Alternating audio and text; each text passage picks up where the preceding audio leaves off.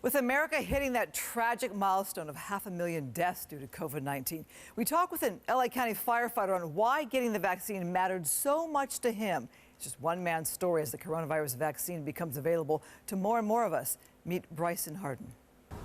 Brison Hardin.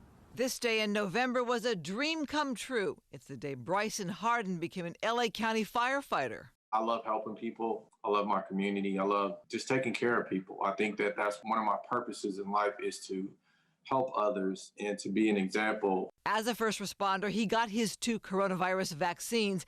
He'd already lost a cousin to COVID-19. One of my older cousins, Jesse, passed away from COVID, and I really wanted to make sure that I took every precaution I could to just protect myself. He also lost a childhood best friend to COVID. Khalif Shears was just 42.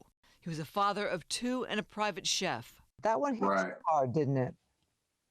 It's probably one of the hardest things, outside of losing like a sibling or a parent. It's probably one of the hardest things I've ever had to deal with. Somebody who's been with me for some of the most important days of my life, from my wedding to when I needed a job. He was always there for me. What a contrast of a year for you. Such a high in getting your job as a first responder and to this tragedy. It kind of brings everything back into perspective. I'm very family oriented. So for me, it just reminds me that I need to take care of the people around me. I need to make sure that the people around me are educated with the right information. Hardin grew up in South Central LA, was raised by a single mom, played high school baseball. He is married. I'm definitely encouraging my older family members to get the vaccine, whatever they can do to try to fight this virus. Like his mom. I want to enjoy my mom, and hopefully she has a full life ahead of her without any complications from anything. I'm very sensitive to, take care of my family.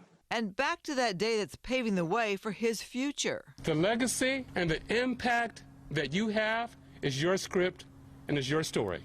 What greater way than to give back than to help other people by saving lives?